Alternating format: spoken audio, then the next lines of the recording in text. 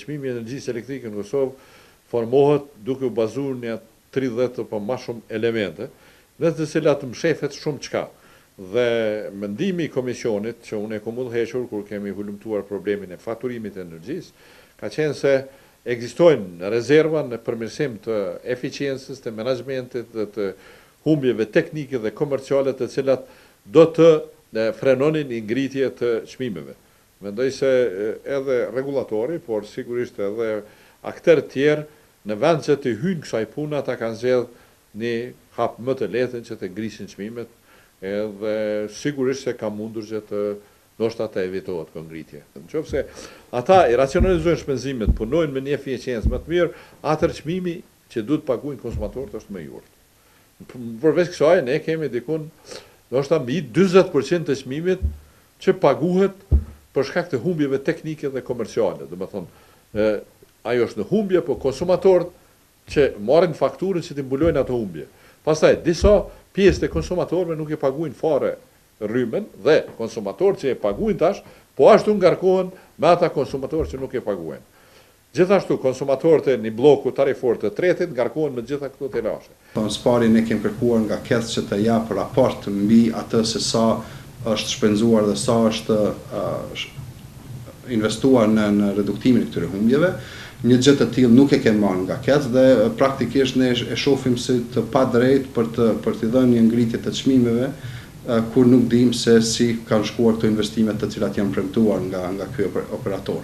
Kosova në opinion të investorit huaj e ka një imazh mjaft të dëmtuar, karakterizohet me burokraci, me nepotizëm dhe me korrupsion. Dhe kur krejt saj shtohet edhe rritja e çmimit të energjisë elektrike për ekonomi, atëherë çfarë do të jetë interesi investorit huaj për të qenë Kosovës?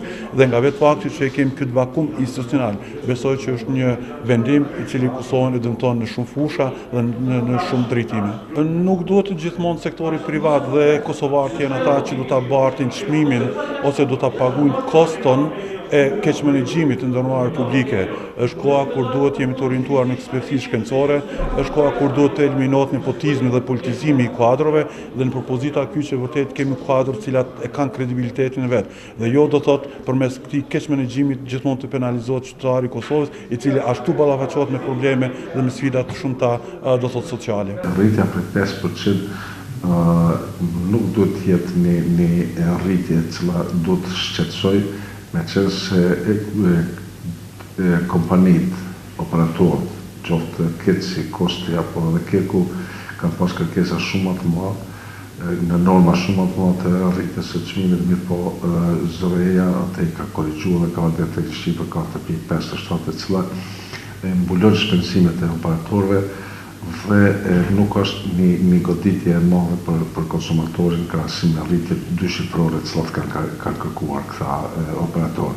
Prodhuesi vetë do të them ai do ta kalkulojë energjinë elektrike në çmimin e produkteve të tyre, do të kalkulon me çmimin e rritjes të energjisë elektrike, që do të thotë se edhe produkti i tyre do të ketë një rritje, meqenëse kostoja e energjisë elektrike është më e madhe krahasuar me një mund më herët pas. Ta duhet ta rishqyrtojnë këtë ngritje të çmimeve sepse ka pa qartësi, ka mos shpjegime pse bëhet ngritja, po vetëm ata i kërkojnë që Keku t'i vyjnë 240 milion. Nuk na u kanë përgjigj, e për atë do ta bëjmë ne edhe një konferencë sepse nuk janë në këtë rast të goditur vetëm sindikata. Në këtë rast goditen tërë populli i Kosovës, bizneset goditen shumë rënd, që ne bashkëpunojmë me ta dhe nëse atje goditet biznesmeni, ne presim redukimin vendeve të punës.